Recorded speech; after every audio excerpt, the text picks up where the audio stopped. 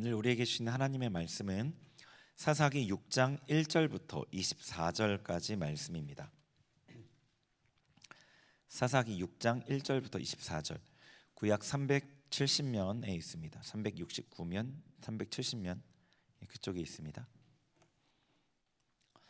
사사기 6장 1절부터 24절 말씀을 우리 한 절씩 교독하도록 하겠습니다.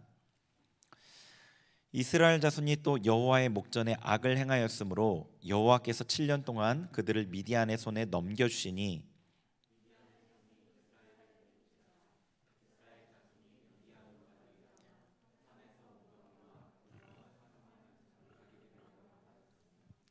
이스라엘이 파종한 때면 미디안과 아말렉과 동방 사람들이 치러 올라와서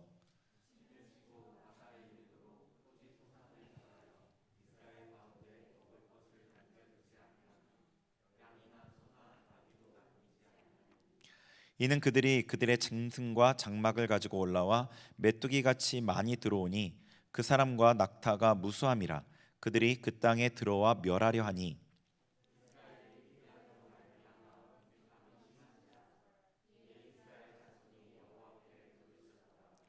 이스라엘 자손이 미디안으로 말미암아 여호와께 부르짖었으므로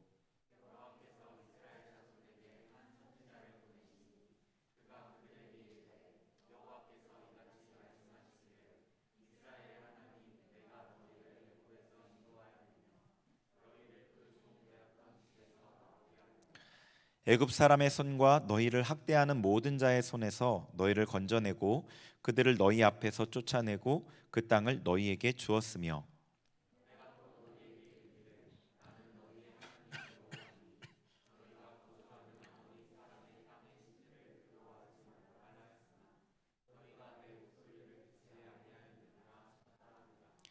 여호와의 사자가 아비에셀 사람 요아스에게 속한 오브라에 이르러 상수리 나무 아래 앉으니라. 마침 요아스의 아들 기드온이 미디안 사람에게 알리지 아니하려 하여 밀을 포도주 틀에서 타작하더니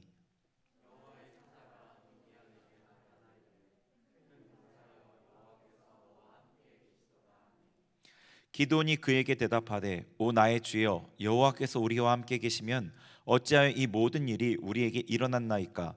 또 우리 조상들이 일찍이 우리에게 이르기를 여호와께서 우리를 애굽에서 올라오게 하신 것이 아니냐 한 그 모든 이적이 어디 있나이까. 이제 여호와께서 우리를 버리사 미디안의 손에 우리를 넘겨 주셨나이다 하니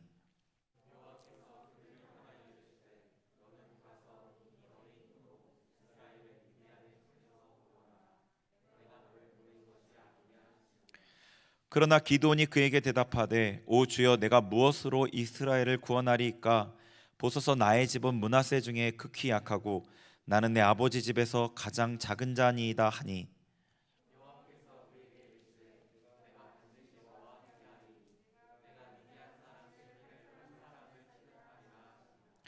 기드온이 그에게 대답하되 만일 내가 주께 은혜를 얻었사오면 나와 말씀하신 이가 주 되시는 표징을 내게 보이소서.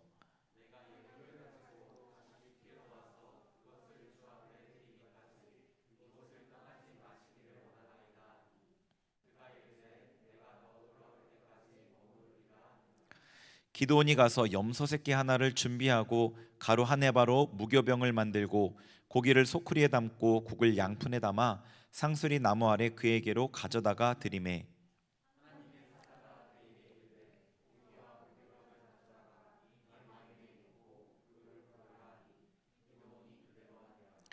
여호와의 사자가 손에 잡은 지팡이 끝을 내밀어 고기와 무교병에 대니 불이 바위에서 나와 고기와 무교병을 살랐고 여호와의 사자는 떠나서 보이지 아니한지라.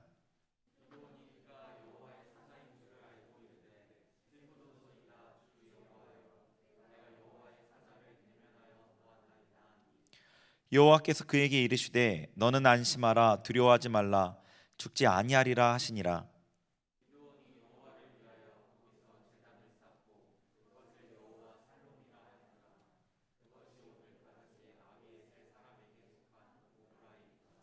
아멘. 네, 한 주간 잘 지내셨죠? 네. 음, 그 근래 이제 말씀을 나누기 전에 근래에 하나님께 저에게 깨닫게 하신 내용을 조금 얘기를 하고 들어가면 좋을 것 같아요. 우리가 살아가면서 사람들을 만나고 여러 가지 일들을 맞닥뜨리고, 그리고 뭐 신앙적으로는 기도도 하고 말씀도 듣고 예배도 드리고 하잖아요. 근데 이 모든 것이 여러분이 근본적인 신앙의 눈으로 보면은 누구와의 관계의 연장이냐면 하나님과의 관계의 연장이에요. 그죠?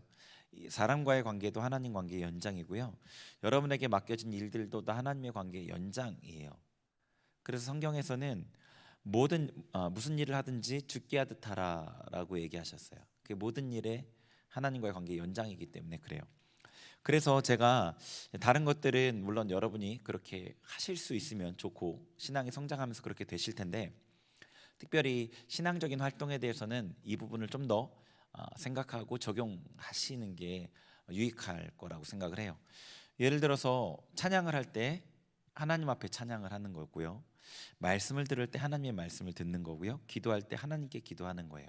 그거를 유념하셔서 하시면 좋을 것 같아요. 이 얘기를 왜 하냐면 그렇게 못하는 경우가 많기 때문에 그렇겠죠. 찬양할 때 뭐 생각이 뭐 딴 데가 있고 이런 거는 둘째로 하고, 찬양할 때 예를 들어서 찬양 인도자가 이제 잘 준비가 안 됐다거나 해서 은혜가 잘 안 된다거나 뭐 그러면 찬양을 잘 못하거나 안 하거나, 혹은 또 찬양 인도자가 준비가 안 된 걸 넘어서서 너무 이제 상태가 안 좋으면 오히려 자기를 지키려고 한다던가 뭐 이런 것들이 있단 말이에요. 근데 그게 그냥 그 눈앞에 보이는 그 시점에서는 그렇게 해야 될 것 같지만 조금 더 긴 시점에서는 하나님께 하는 찬양이거든요. 그래서 하나님께 찬양하면 여러분이 가령 좋지 않은 영향을 받았다 하더라도 그게 여러분의 신앙에 유익돼요. 더. 그러니까 이거는 여러분이 좀 더 경험해 보셔야 되겠지만, 그리고 이제 설교를 들을 때도 이 말씀을 들을 때 이게 회중한테 하는 얘기잖아요. 여러 명한테 하다 보니까 여러분이 여러 명 사이에 숨기가 쉬워요. 어떤 의미인지 아시겠죠? 여러 명 사이에 숨는다는 느낌이. 그런데 그게 아니라 이거를 나에게 개인적으로 하는 얘기라고 들으시면 훨씬 더 여러분에게 이 말씀이 실질적으로 더 유익되게 다가가실 거예요. 그러니까 어떻게 생각을 하시면 좋냐면 저랑 1대1로 얘기한다 라는 느낌으로 다가가시는 게 훨씬 더, 그러니까 하나님의 말씀을 듣는다는 그 자세를 가질 때 좋을 거예요. 그리고 성경에 보면은 너희가 사람의 말로 받지 않고 하나님의 말로 받았다라고 칭찬을 하는 구절이 있어요. 사도 바울이 데살로니가 교회에 보낸 서신일 거예요. 바울이 얘기하는 거를 하나님의 말씀으로 받았다는 거예요. 바울의 말을 개인적인 말로 되게 집중해서 들었다는 의미가 뒷부분에 깔려 있겠죠. 그러니까 여러분이 이 설교를 들을 때 회중에게 한다고 느끼기보다는 나한테 한명하게 나에게 말하는 거다라고 듣는 자세면 더 좋을 것 같고요. 기도할 때도 하나님께 기도를 그냥 하셔야 되는데, 우리가 기도의 방법이나 이런 걸 생각하다 보면 기도가 꾸며지기가 쉬워요.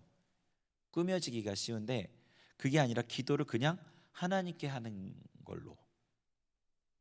그러니까 하나님께 말하듯이 하나님 아버지 도와주세요. 하나님 저에게 임해 주세요. 이렇게 기도하는 거죠. 그리고 그러다가 간절해지면 더 크게 기도하는 거죠. 하나님 도와주세요. 무슨 얘기인지 아시겠죠? 조금 더 하나님 앞에 하듯이 기도하고 찬양하고 말씀 듣고, 하나님 앞에 못하게 되는 어떤 요인 중에 하나가 기도가 좀 꾸며질 때 그래요. 예를 들어서 저도 뭐 그런 오류들이 있었었는데, 하나님 도와주세요가 아니라 이거를 되게 꾸민 소리로 하는 거예요. 크게 소리를 내기 위해서. 어떤 건지 아시겠어요? 사람한테 말하듯이 뭐 목사님 뭐 이런 일이 있어요. 이렇게 편하게 말하듯이 하나님 앞에 하나님 이런 일이 있어요라고 얘기해야 되는데, 그게 아니라 어떤 꾸며진 방법과 어떤 소리와 톤으로 기도를 하는 경우에는 이게 진실된 기도가 되기에 방해를 받아요. 그래서 저는 이제 여러분이 하는 신앙적인 모든 게 하나님과의 관계라는 거를 마음에 새기면서 오늘도 이 말씀도 나누고 있다, 기도도 그렇게 했으면 좋겠어요. 그래야지 이게 더 우리에게 유익이 되거든요. 오늘은 이 기도원에 대한 얘기를 이제 볼 텐데, 기도원에 대한 얘기를 볼 텐데, 기도원에 대한 내용을 통해서 어떤 걸 보려고 하냐면, 지난주에 우리 하나님의 자비하심에 대한 얘기를 봤잖아요. 그 내용의 연장선으로 하나님의 그 자비함에 대해서 좀 더 볼 거예요. 좀 더 이 하나님과 이스라엘 백성의 어떤 그 관계 가운데 하나님의 이스라엘 백성을 대하는 어떤 모습을 통해서 하나님이 어떠한 성품을 가지신지, 그 자비한 성품에 대해서 좀 더 보려고 하고요. 그리고 하나님께서 기도원을 들어 쓰셨는데 과연 하나님께서는 기도원을 왜 들어 쓰셨느냐를 볼 거예요. 도대체 기도원에 뭐 어떤 걸 보고 쓰셨을까? 그냥 무작위로 주사위 굴리듯이 추첨으로 뽑지 않으셔요. 하나님 절대로. 기도원에게 특별히 어떤 모습이 있었기 때문에 뽑으신 거예요. 그를 찾아가신 거예요. 그 부분을 같이 보려고 해요. 왜냐하면 지금 이 시대에 이스라엘 백성이 고통하는 것처럼 너무 많은 이들이 고통을 해요. 너무 많은 단체가 고통을 해요. 너무 많은 공동체가 고통을 해요. 교회도 예외가 아니에요. 교회도 너무 많이 고통하는 교회들이 많아요. 고통하는 교회들이 너무 많아요. 무슨 얘기인지 여러분 다른 교회를 잘 경험해 보지 못하셔서 모를지도 모르겠는데, 저는 다른 교회들에서 사역을 했었잖아요. 물론 그리고 우리 교회도 고통했던 때가 있었죠. 그죠? 그렇게 오래되지 않았죠. 몇 년 전만 해도 되게 힘들었던 시기가 있었잖아요. 그렇게 교회조차도, 하나님의 교회조차도 고통하는 모습들이 있단 말이에요. 근데 그곳에서 그런 고통 가운데, 그런 괴로움 가운데 구원할 기도원을 하나님이 찾으시거든요. 그러니까 여러분이 학교나 사업, 회사나 가정이나 그곳이 고통하는 곳이라면 그곳에서 기도원을 찾으시는데, 믿는 여러분이 기도원으로 하나님께 찾은 바 되어야 되거든요. 그래서 과연 기도원이 어떤 모습이 하나님이 그를 찾으시는 이유였는지를 보려고 하는 거예요. 네. 자, 먼저 본문 1절을 한번 볼게요. 본문 1절에 보면은 이스라엘 자손이 또 여호와의 목전에 악을 행하였으므로 여호와께서 7년 동안 그들을 미디안의 손에 넘겨주시니. 아멘. 자, 1절 6장 1절에 처음 시작에 뭐라고 되어 있냐면 이스라엘 자손이 또 여호와의 목전에 악을 행하였으므로. 또예요, 또. 근데 이 말씀은 사사기에서 계속해서 반복되는 구절이에요. 이스라엘 백성이 또, 이스라엘 자손이 또 여호와의 목전에서 악을 행하였으므로.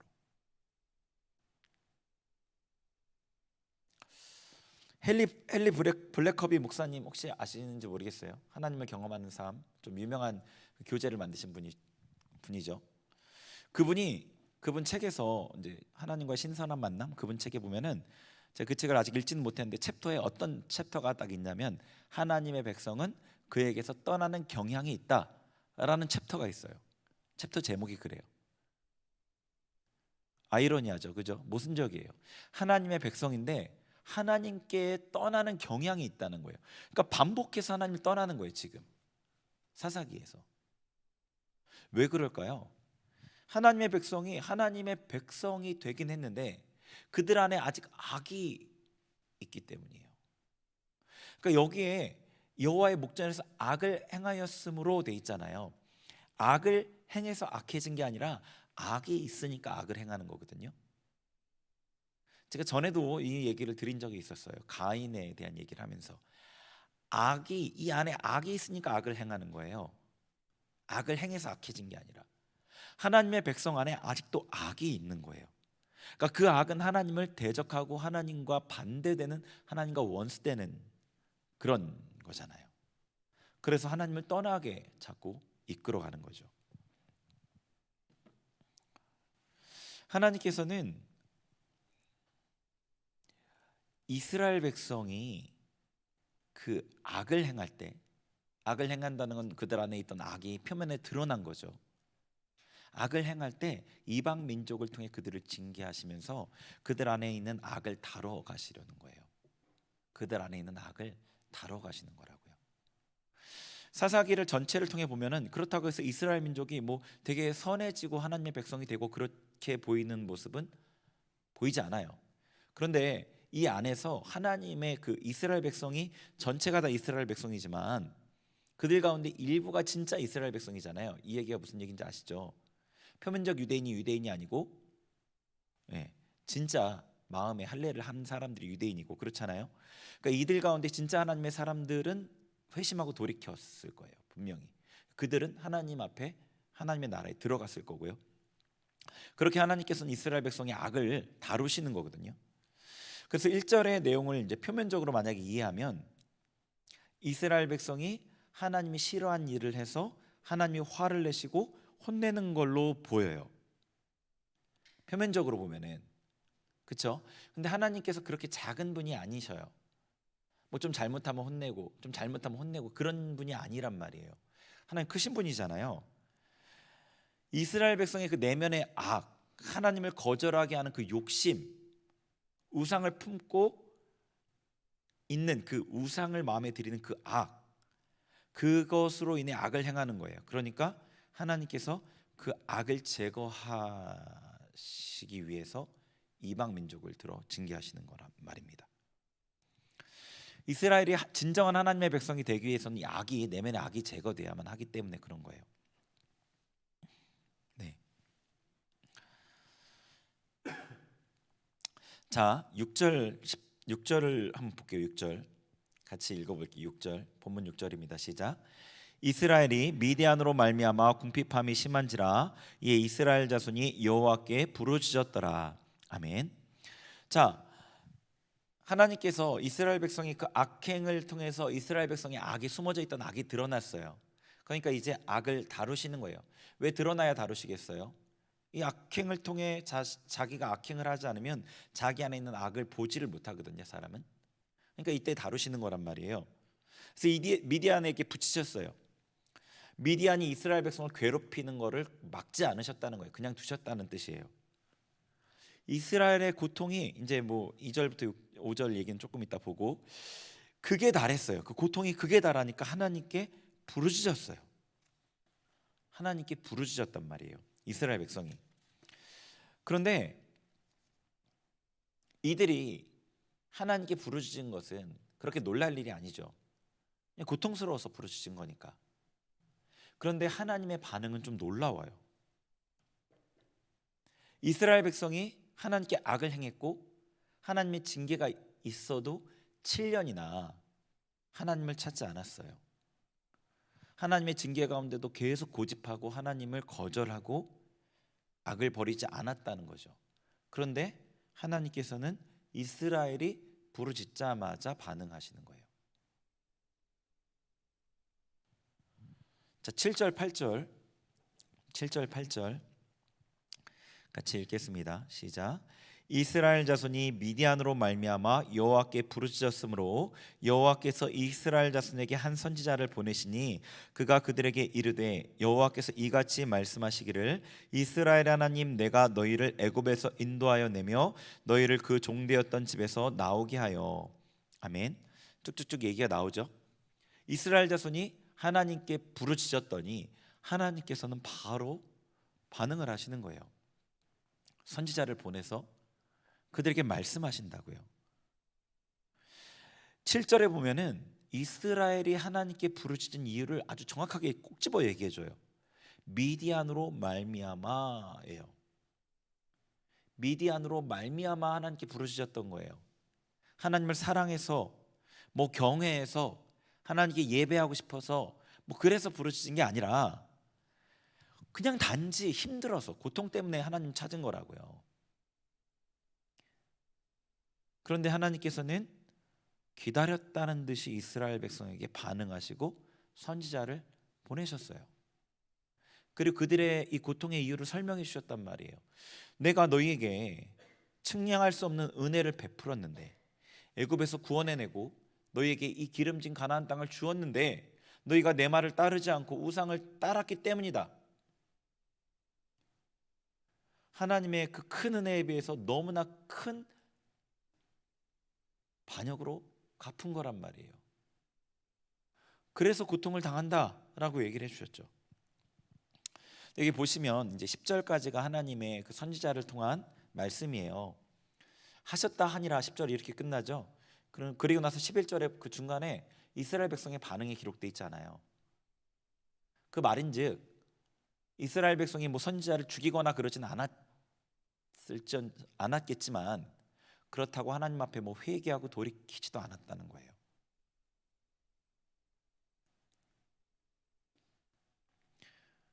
근데 11절에 어떻게 돼 있죠? 기도원을 바로 준비하셔요. 11절에 하나님의 사자가 기도원을 찾아간단 말이에요. 하나님께서 그들의 부르짖음을 듣고 이스라엘을 구원하기 시작하셨다고요. 이스라엘이 회개한 게 아니고 돌이킨 게 아니고 하나님을 찾은 것도 아니고 고통에서 벗어나고 싶어서 그냥 부르짖었어요. 하나님이 반응하시고 그들을 구원하시기 시작했다고요. 하나님의 반응이 놀랍죠. 하나님은 가장 자비하신 분이세요. 구약의 말씀을 읽으면서 하나님을 무서워하는 마음을 갖는 사람이 있는 것 같아요. 가끔 보면 맞아요. 하나님은 무서운 분이셔요. 왜냐하면 이 죄에 대해서 세상의 어떤 엄한 사람보다 하나님은 더 엄하시기 때문에 그래요. 그런데 구약을 읽으면서 하나님을 단지 무섭게만 느꼈다면 너무 표면적으로 이해한 거고요. 자기 입장에서 읽은 거예요. 나도 죄를 지면 이렇게 징계를 받겠구나 그런 생각을 하면서 무서워하는 거겠죠. 객관적으로 한번 보세요. 객관적으로 이 전체 상황을 객관적으로 한번 봐보라고요. 팩트가 뭔지를 보라고요. 이스라엘이 하나님께 범한 죄의 크기, 그리고 하나님의 징계의 크기, 하나님의 인내, 하나님의 돌이키심, 하나님의 구원하심. 이스라엘이 하나님께 반복적으로 계속해서 죄를 짓는데도 의의 길로 이끄시는 그 하나님의 손길. 객관적으로 공정하게 본다면 세상의 그 어떤 존재보다 하나님은 더 자비하신 거예요. 하나님의 자비는 여러분을 향해서도 그렇습니다. 하나님은 여러분을 향해서도 자비하셔요. 그러니까 우리가 아직까지도 살아있고 우리가 언제든지 회개하면 또 용서해 주시고 또 회개하면 또 은혜를 또 주시고 예수님께서 70번씩 7번이라도 용서해 줘라 라고 하신 것처럼 하나님께서 우리에게 70번씩 7번이라도 하루에 평생이 아니라 하루에 70번씩 7번이라도 하나님께 죄를 용서를 구하면 용서해 주시고 다시 은혜를 주신다고요. 하나님은 가장 자비하신 분이세요. 하나님이 죄에 대해서는 두려운 분이시지만 하나님의 자비는 우리가 하나님을 신뢰하고 그분 안에 평안을 누릴 수 있는 확신이에요. 확신이라고요. 자, 하나님께서 이스라엘을 구원할 사사를 세우기 위해서 하나님의 사자를 기드온에게 보내셨어요. 하나님의 사자가 그 기드온에게 했던 말 중에 좀 이해하기 어려운 말이 있는데 이 말씀을 통해서 하나님을 알 수 있는 부분이 있죠. 자, 12절 본문 12절을 한번 읽겠습니다. 시작. 여호와의 사자가 기드온에게 나타나 이르되 큰 용사여 여호와께서 너와 함께 계시도다 하매. 아멘. 여호와께서 너와 함께 계시도다. 여호와의 사자가 기드온에게 하나님이 너와 함께 계신다라고 얘기한 거예요. 기드온이 지금 아직 살펴보지는 않았지만 여러분 내용 아시잖아요. 뭐 하고 있죠? 미디안 사람에게 들킬까봐 밤에 밀을 포도주 틀에서 타작하고 있어요. 얼마나 처참해요, 그죠? 기드온뿐 아니라 이스라엘도 처참해요. 하나님께서 이스라엘을 떠나신 것 같아요. 하나님의 사자의 이 말을 듣자마자 기드온이 그래서 13절에 이렇게 얘기하는 거예요. 여호와께서 우리와 함께 계시면 어찌하여 이 모든 일이 우리에게 미쳤나이까? 라고 그렇게 반문하는 거예요. 따져 묻는 거예요. 이렇게 고통스러운 상황에서 모든 게 다 망한 것 같은 상황에서 밥 한 끼 먹어보려고 숨어서 밀 한 줌 빻고 있는 이 상황에서 미래가 전혀 보이지 않는 상황에서 하나님이 함께 하신다는 말이 이해가 안 되는 거죠. 기도니 화가 날 법도 하죠. 이 말은 마치 이런 것과 비슷해요. 병으로 죽을 것 같은 고통을 겪고 있는 사람한테, 돈이 없어서 하루 먹을 것도 없는 사람한테, 할 일이 없어 방구석에 처박혀서 삶을 좀먹는 사람에게, 우울과 불안, 공황장애로 인해서 삶이 끝장난 것 같은 사람에게, 극도의 좌절이나 우울로 자살 충동을 느끼면서 하루하루를 견뎌나가는 사람에게 하나님이 너와 함께 계시다라고 말하는 것 같다는 거예요.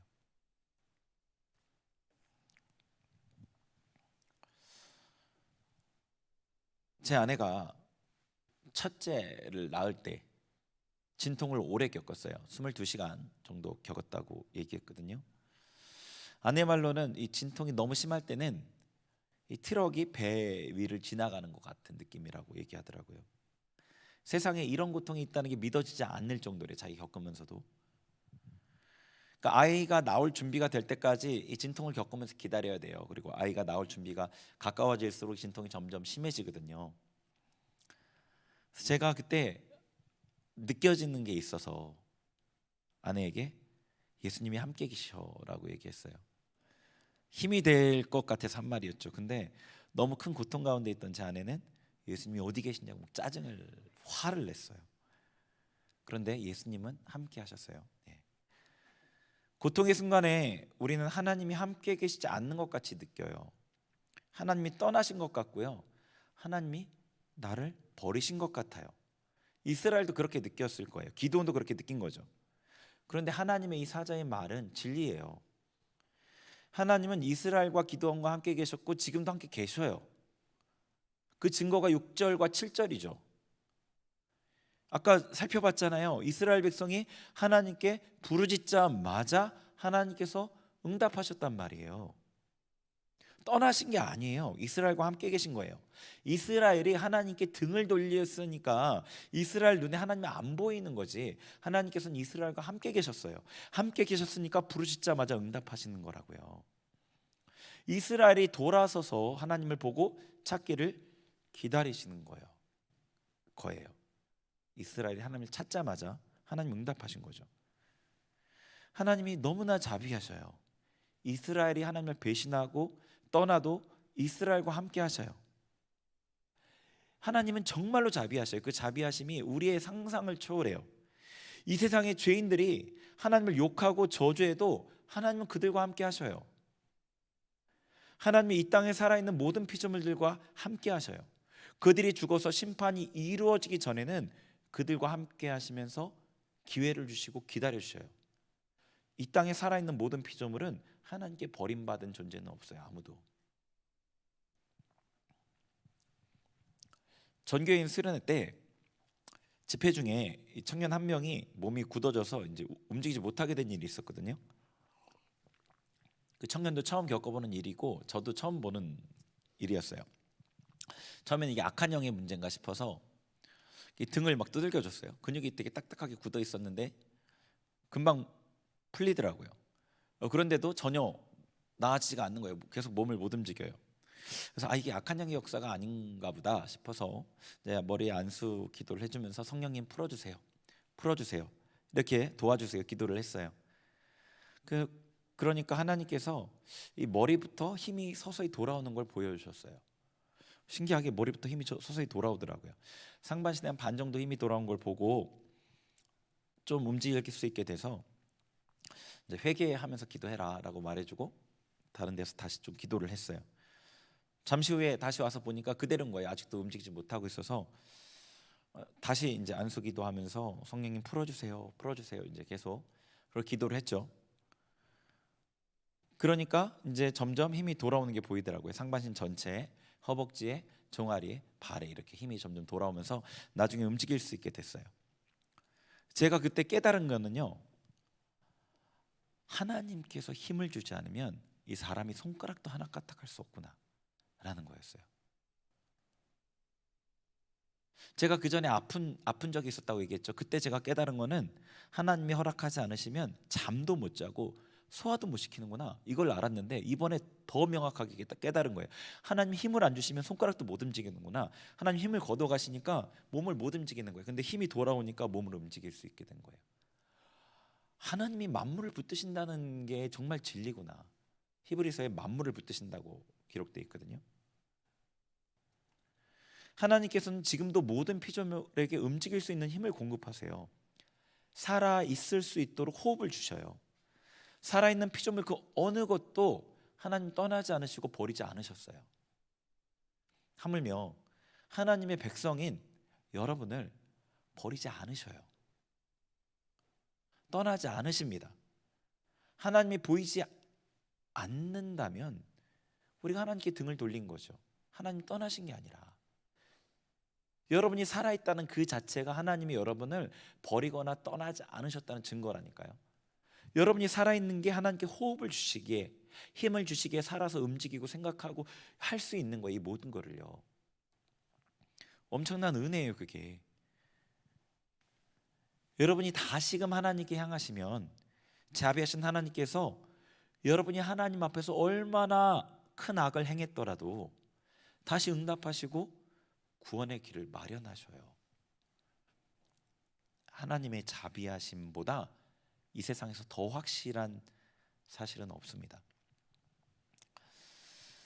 근데 이스라엘이 이렇게 이 하나님을 떠났잖아요. 그래서 이스라엘 백성에게 고통이 임했어요. 이스라엘 주변에 이방 민족인 그 미디안이 이스라엘을 이제 고통스럽게 했어요.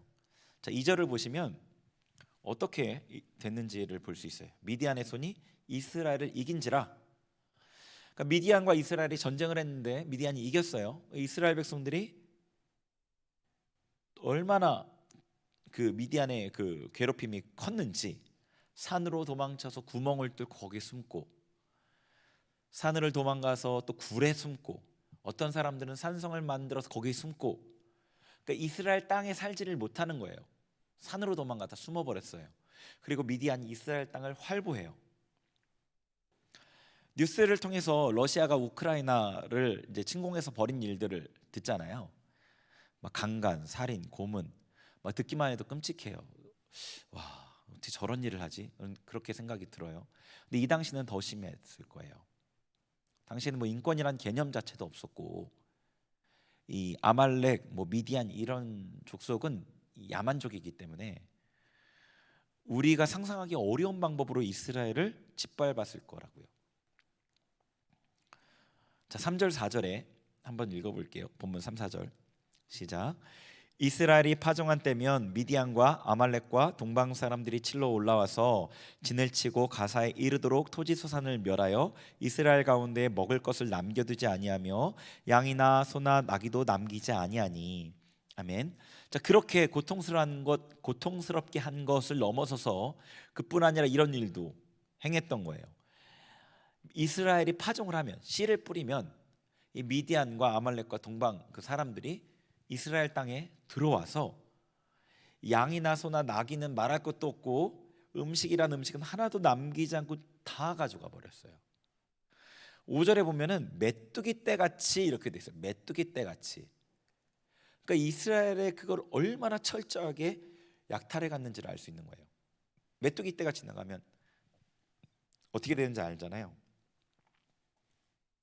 네, 먹을 게 없어요.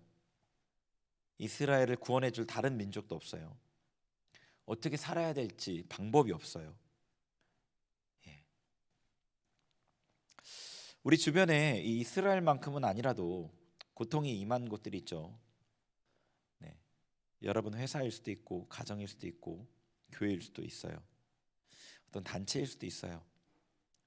그런 곳곳에 미래가 안 보이거나 이스라엘이 당한 것처럼 먹을 것을 다 빼앗긴 그런 상황일 수도 있어요. 그 가운데 우리가 있을 때 우리도 함께 고통하게 되죠. 그곳에서 하나님께서 기도원을 찾으시는 거예요. 하나님 쓰실 수 있는 사람을,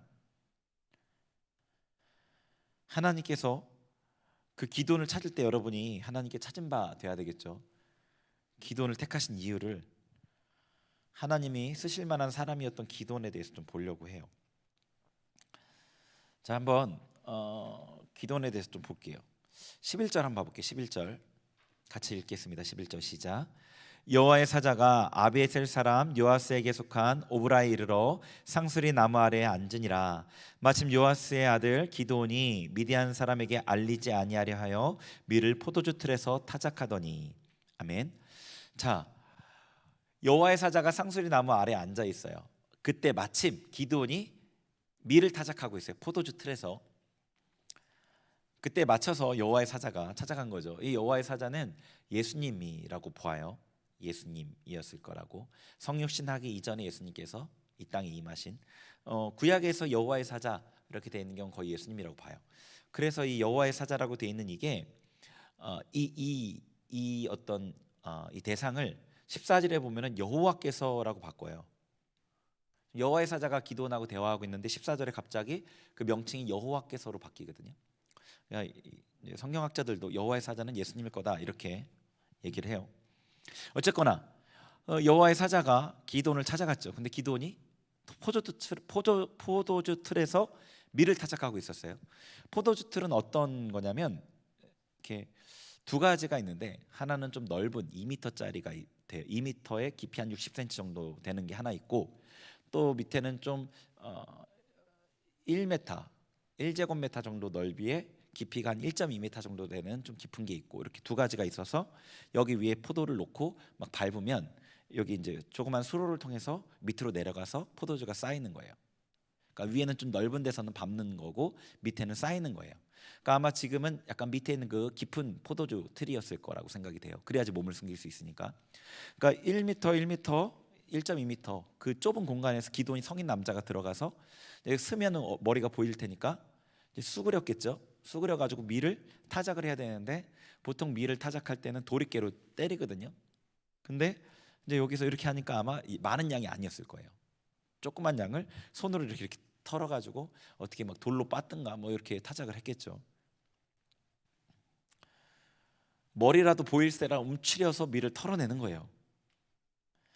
미디안이 모두 다 약탈해 갔기 때문에 밀의 양이 많을 수도 없었겠죠. 적은 밀을 갖고 숨어서 한 끼 좀 제대로 먹어볼까 싶어서.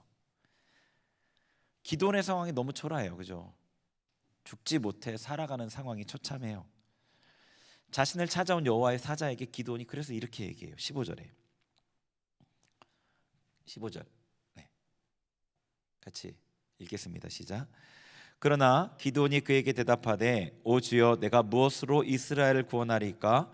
보소서, 나의 집은 므낫세 중에 극히 약하고 나는 내 아버지 집에서 가장 작은 자니이다 하니. 아멘. 너를 통해 하나님께서 이스라엘을 구원하신다, 미디안의 손에서 구원하신다라고 하니까 기드온이 이렇게 대답한 거예요. 기드온의 이 말은 겸손의 말이 아니에요. 처참한 상황 가운데 자기를 실제로 이렇게 인식하고 있는 거예요. 내 집은 므낫세 중에 극히 약합니다. 나는 내 아버지 집에서 제일 작은 자입니다.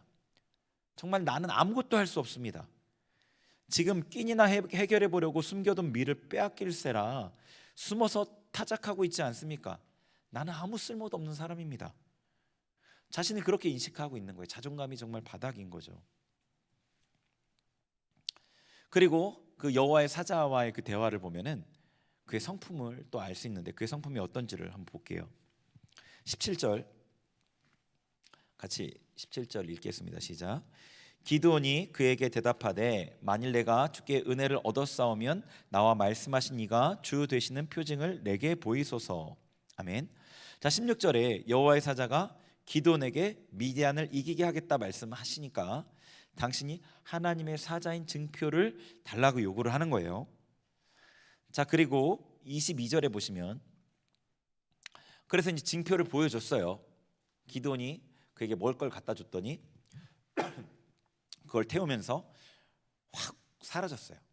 징표를 보여준 거죠. 그랬더니 22절에 읽어볼게요. 시작. 기드온이 그가 여호와의 사자인 줄 알고 이르되, 슬프도소이다 주 여호와여, 내가 여호와의 사자를 대면하여 보았나이다 하니. 아멘.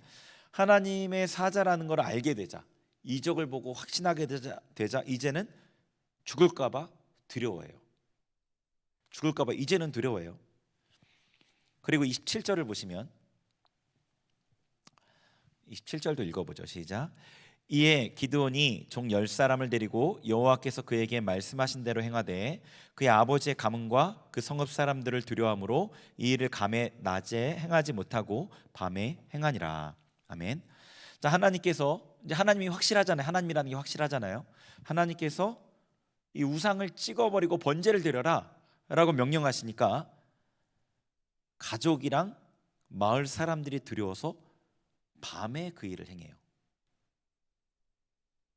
가족과 마을 사람들이 두려워서. 그렇게 돼 있어요. 그의 아버지의 가문과 그 성읍 사람들을 두려워함으로 낮에 행하지 못하고 밤에 행하니라.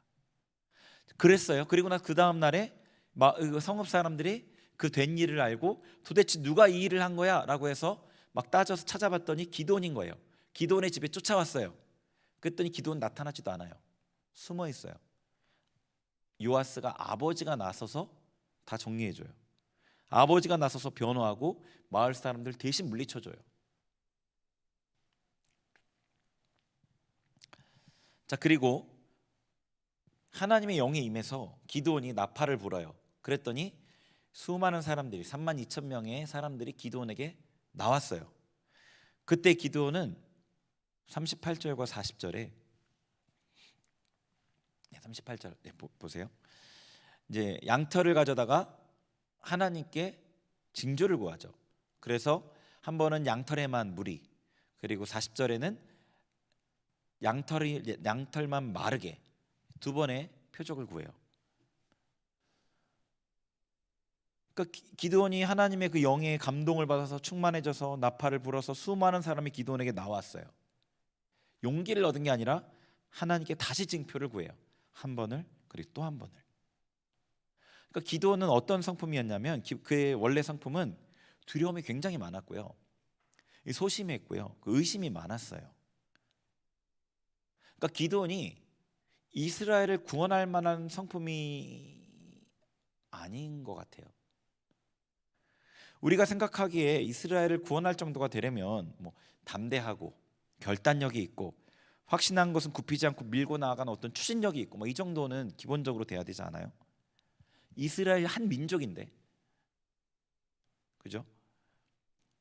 기드온의 모습이 이스라엘과 같은 민족을 구원할 리더의 성품으로 보이지는 않아요.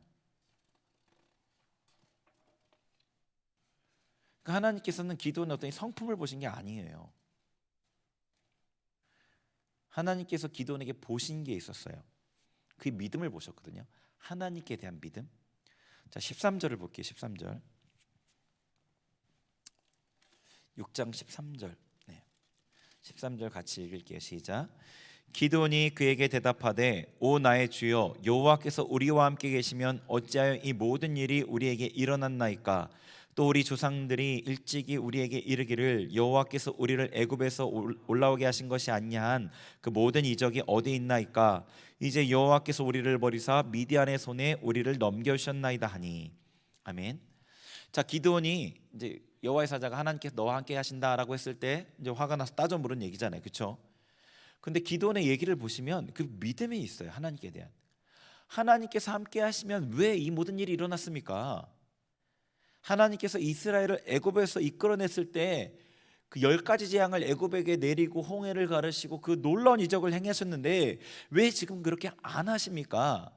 하나님께서 이스라엘을 미디안에게 붙이셨으니까 우리에게 이런 일이 당한 게 아닙니까? 무슨 얘기인지 아시겠어요? 기드온은 하나님께서 이스라엘이 미디안에게 붙이셨기 때문에 이런 일이 일어났다는 거예요. 반대로 하나님께서 이스라엘을 이기게 하시면 이길 수 있다는 거예요. 기드온은 애굽에서 구원하신 하나님이 미디안에서도 이스라엘을 구원할 수 있다는 그 하나님의 능력에 대한 믿음이 있었던 거예요. 하나님이 이스라엘을 미디안에 붙이셨으니까 이런 거 아닙니까? 하나님이 왜 지금은 그렇게 안 하십니까? 그런 능력이 있으신데. 무슨 얘기인지 아시겠어요? 하나님의 능력에 대한 믿음이 있었다니까요. 그래서 14절에 그래서 여호와께서 그를 향하여 이르시되 너는 가서 이 너의 힘으로 이스라엘을 구원하라. 무슨 힘이요? 무슨 힘이 있어요? 기드온에게 하나님을 믿는 이 믿음이 있었다고요. 하나님의 능력을 믿는 믿음, 하나님께서 구원해 주시면 구원 받을 거라는, 하나님이 구원 안 하시니까 우리가 고통당한 거라는 그 믿음이 있었다고. 하나님께 대한 믿음. 이 믿음이 여러분한테 있나요? 이 믿음이 없는 사람이 많아요. 내 삶에 일어나는 일이 그냥 하나님과 상관없이 우연히 일어난 일로 여기는 사람들도 있고요. 내가 능력이 없어서 이런 일이 일어났다고, 내가 뭘 실수해서 이런 일이 일어났다고 이렇게 생각하는 경우도 되게 많아요. 하나님과의 관계에서 그거를 생각하지 못하는 경우가 많다고요. 적어도 기드온은 다른 이스라엘 사람들 중에는 안 그런 사람들 많았을 거예요. 기드온은 하나님이 이렇게 하셨다는 믿음이 있어요. 하나님이 우리를 구원하시면 구원해 주실 거라는 믿음이 있다고요. 하나님이 애굽에서 이스라엘 구원하셨는데, 그 대단한 애굽에서도 구원하셨는데 미디안 정도를 못 구원하십니까? 그 믿음이 있었다니까요. 구원하실 수 있다는 믿음이 있었어요. 그랬더니 하나님께서 이 너의 힘을 의지하고 이스라엘 구원하라는 거예요. 이 믿음으로 하나님께서 중요하게 보신 것은 이 믿음이었어요. 하나님께서 구원하시면 된다. 하나님께서 하시면 된다. 하나님께서 구원하실 수 있다.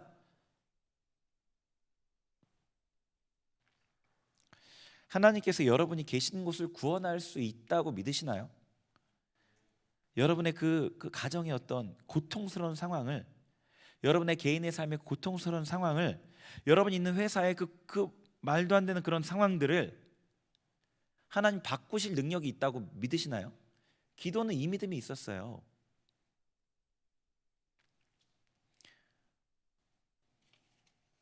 하나님은 기드온의 이 믿음을 보셨고 그래서 기드온을 찾아가셨어요.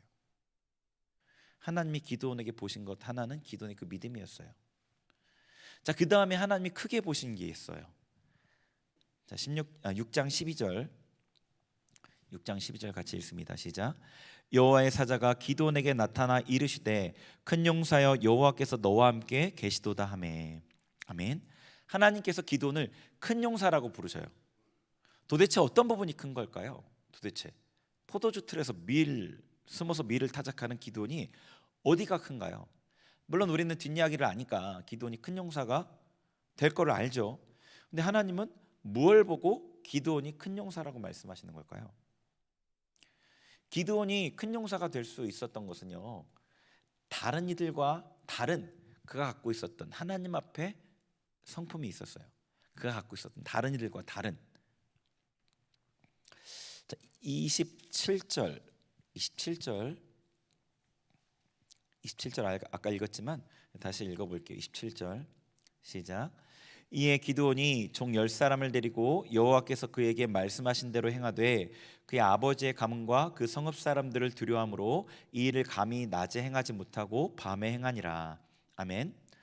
기드온이 자기에게 말한 그 사람이, 그 대상이 하나님의 사자라는 것을 확증을 얻었잖아요. 그죠? 이적을 통해서 확증을 얻었어요. 그리고 그러니까 하나님께서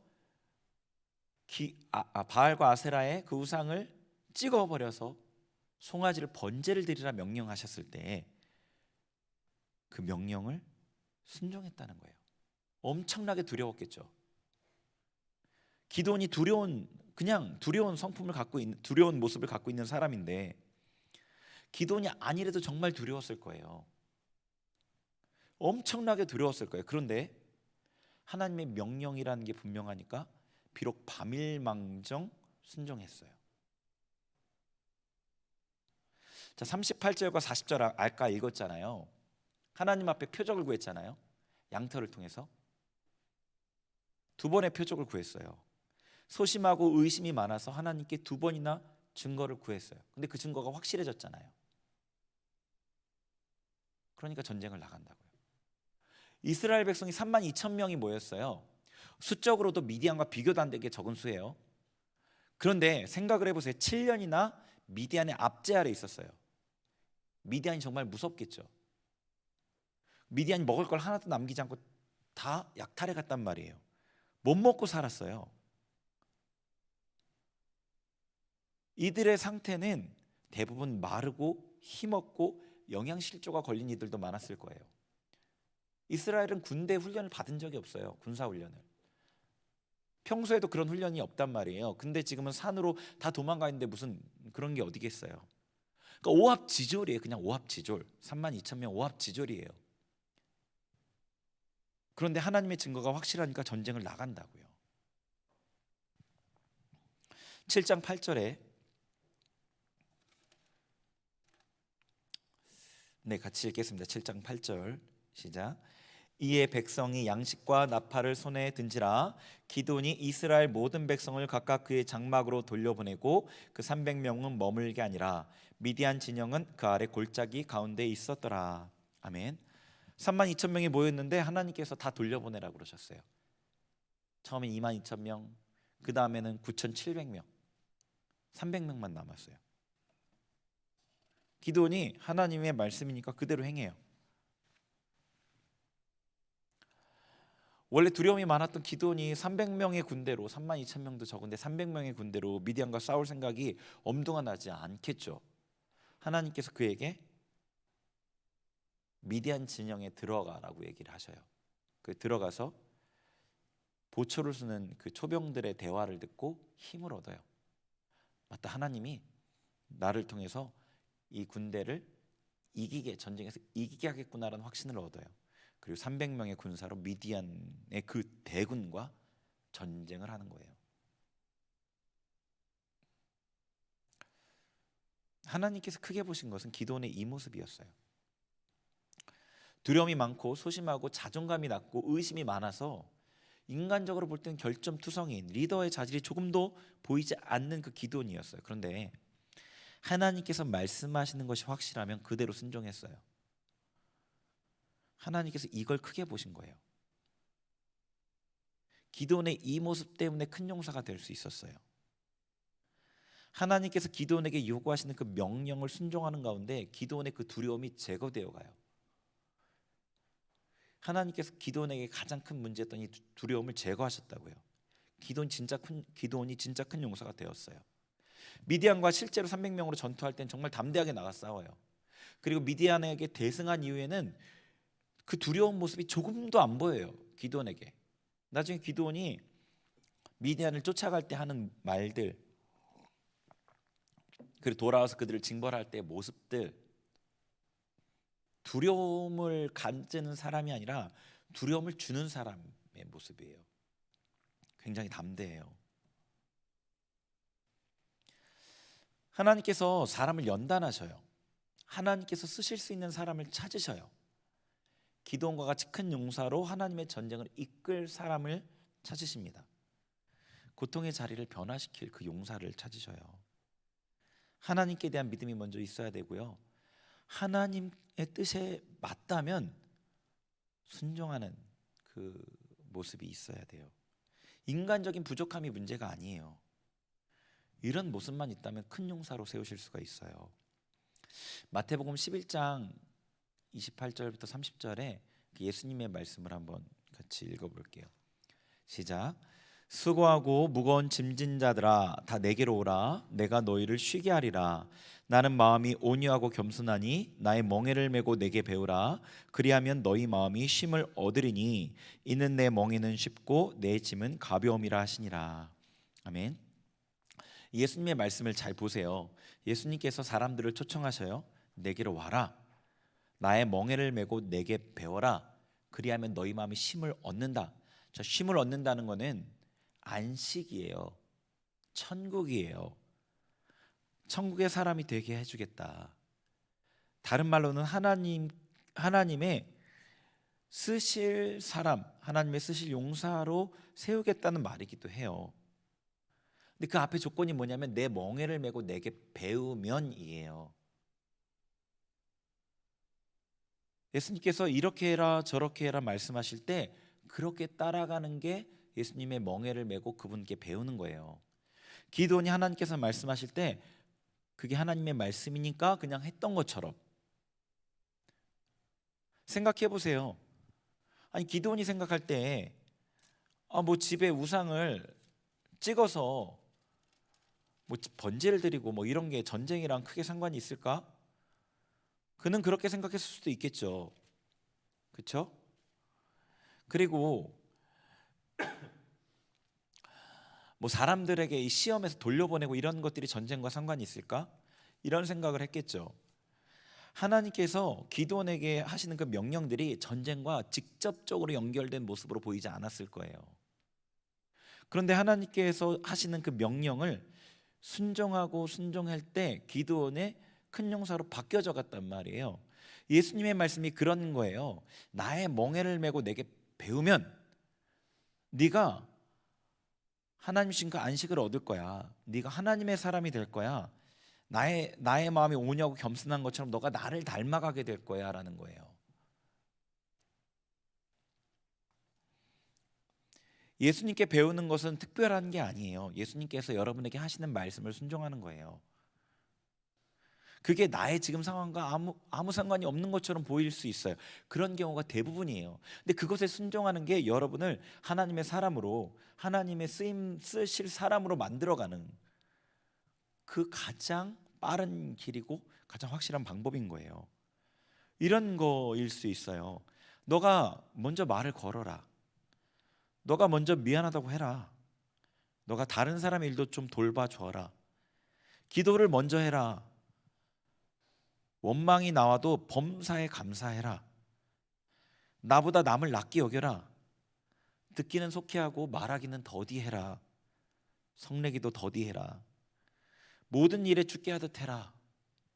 어떤 하나님이 주시는 이런 감동들, 여러분의 지금 처해 있는 그 상황과 그 상황의 고통과는 그닥 관계가 없어 보이는 이런 말씀들을 하나님께서 여러분의 마음에 감동하는 그 감동에 순종하는 것, 그게 예수님께 배우는 거라고요.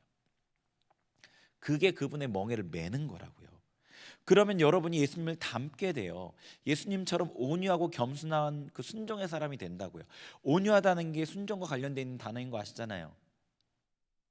겸손하다는 건 바로 하나님 앞에 겸손한 거예요. 온유와 겸손은 순종의 사람에 대한 얘기예요. 하나님께 쓰시는 큰 용서가 되는 거예요. 기드온이 예수님께 배운 사람이에요. 제가 아까 얘기했죠. 여호와의 사자가 예수님이라고. 하나님께서 명령하실 때 순종했어요. 그래서 하나님은 기드온을 큰 용사로 세울 수 있었던 거예요. 기드온처럼 하나님의 뜻이라면 순종하는 모습이 있을 때 인간적으로 아무리 부족해도 하나님께서 하나님의 그 전쟁을 이끌 큰 용사로 세우시는 거예요. 물론 기드온이 어떻게 해서 하나님께 순종하는 모습을 갖추게 되었는지는 알 수 없어요. 성경에서 말해주지 않기 때문이에요. 어떤 그의 삶에 여러 가지 굴곡이 있었을 수 있겠죠.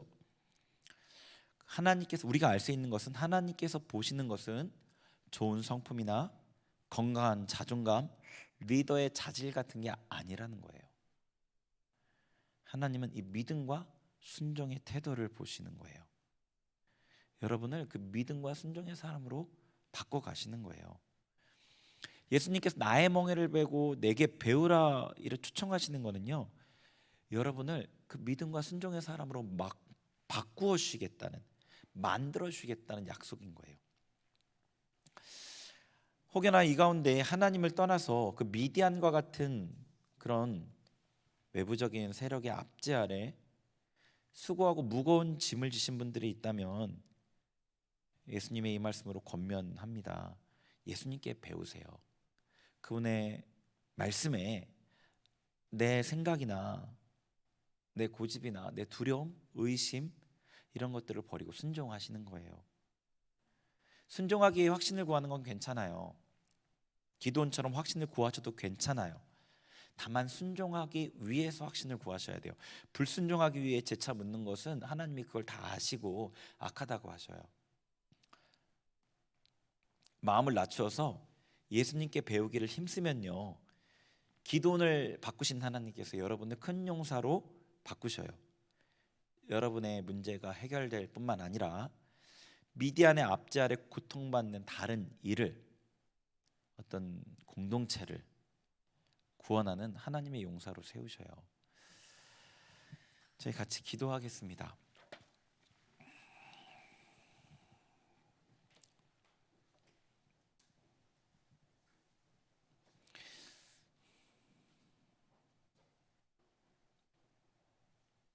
우리 먼저 하나님 말씀 붙잡고 기도부터 할게요.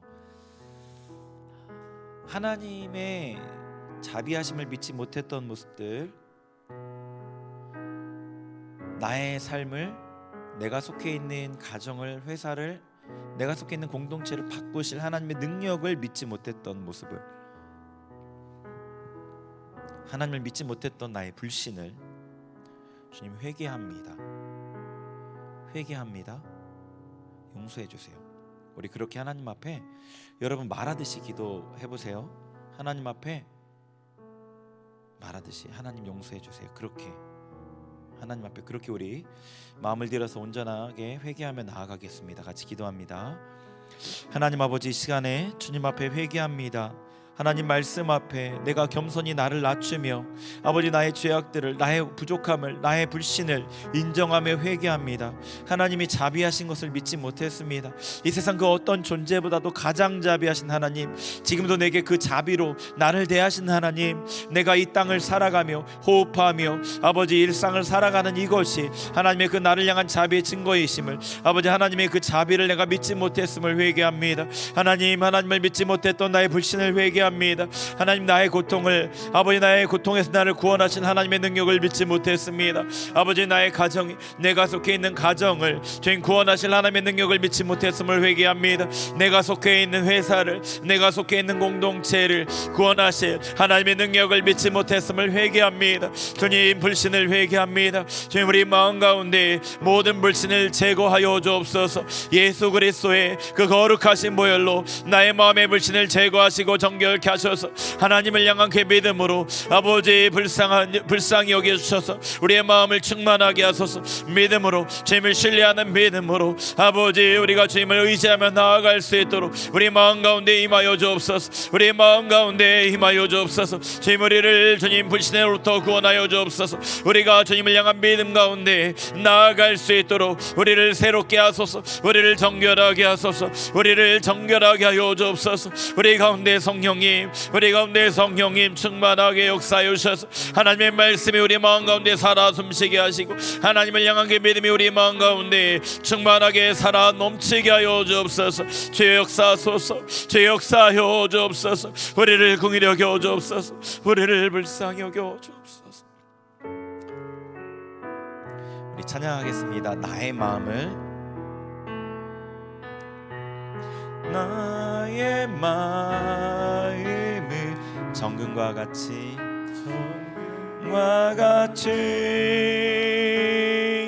정결케 하소서.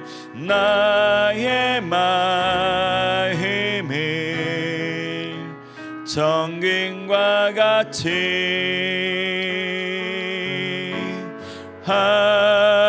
하소서. 내 영혼에 한 소망이 있으니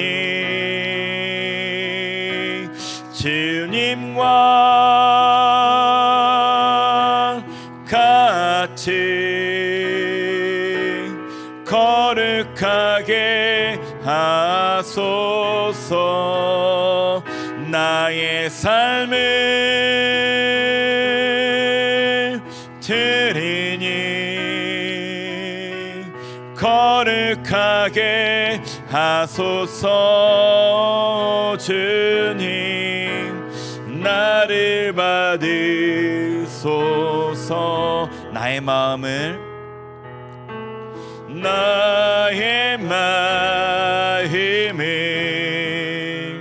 정금과 같이 정결케 하소서.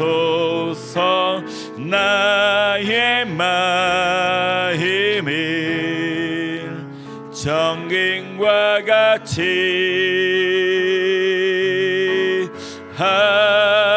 하소서. 내 영혼에 한 소망이 있으니 주님과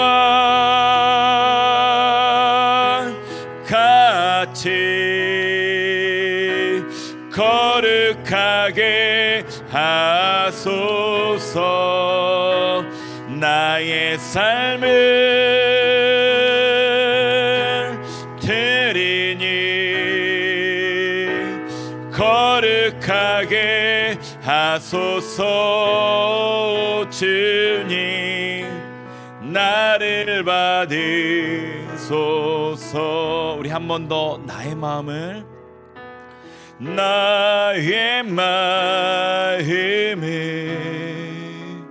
정금과 같이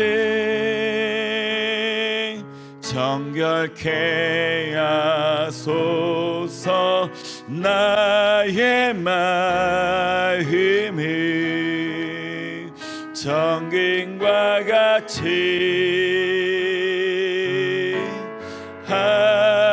하소서. 내 영혼에 한 소망이 있으니 주님과 같이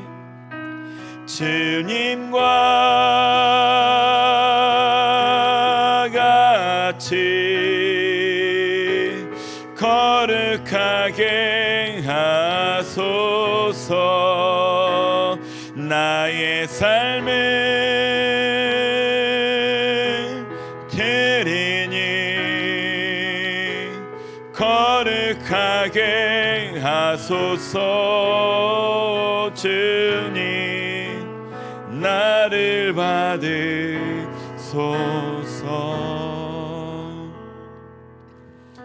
우리 기도하겠습니다. 기도할 텐데요, 우리 찬양한 대로 말씀 나눈 대로 하나님, 제가 예수님께 배우겠습니다. 예수님의 멍에를 메고 내가 예수님께 배우겠습니다. 그동안 제가 그 멍에를 끌어버리고 깨트려버리고자 몸부림쳤던 모든 그 활동들을 이제 제가 멈추겠습니다. 예수님께서 지워신 그 멍에를 메고 주님께 배우겠습니다. 예수님 말씀하신 것에 제가 하나하나 작은 것부터 순종해 나아가겠습니다. 삶의 순간순간들의 하나님의 감동에 제가 순종하여 예수 그리스도께 배우고 주님을 닮아가겠습니다. 우리를 새롭게 하여 주시고 변화시켜 주시고 하나님의 사람으로, 하나님의 용사로 세워주옵소서. 우리 주님 앞에 그렇게 주님의 이름을 부르면서 간절하게 같이 기도하겠습니다. 같이 기도합니다. 주여,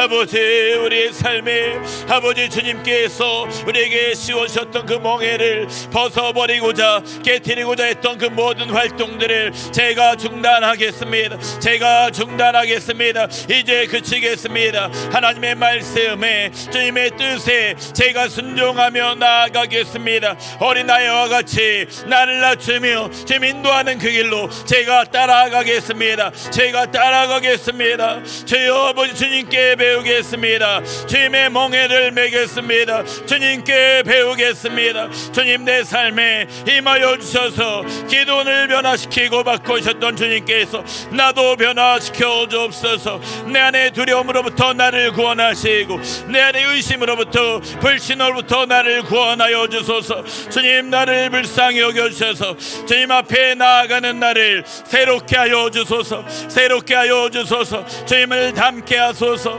주님을 닮게 하소서. 온유하고 겸손하신 주님을 닮게 하소서. 주님과 같이 변화되게 하소서. 주님과 같이 거룩하게 하소서. 주여 아버지, 주님 이 시간에 성령 하나님 진리의 영으로 우리 각 사람의 심령 가운데 충만하게 역사하여 주소서. 할레쿠아에레레 충만하게 역사하여 주소서. 주님 능력으로 역사하여 주소서. 우리의 심령이 하나님의 말씀을 향해 부드러워지게 하소서.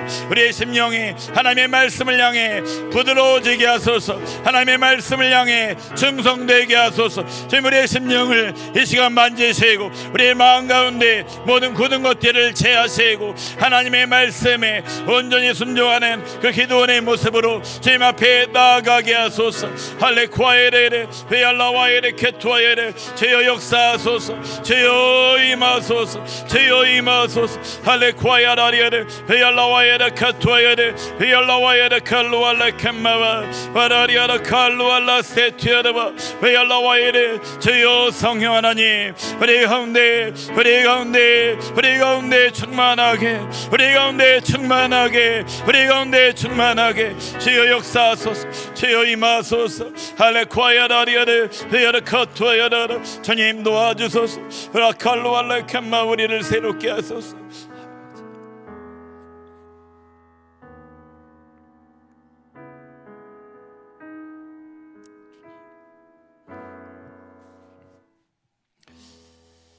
하나님 감사합니다. 오늘도 주님 앞에 나와 예배드리며 기도하는 우리에게 우리를 잊지 않으시고 함께 하시고 은혜 베풀어 주신 주님을 찬양합니다. 감사드리며 예수님의 이름으로 기도합니다. 아멘. 우리 자리에서 일어나셔서 봉헌하시겠습니다.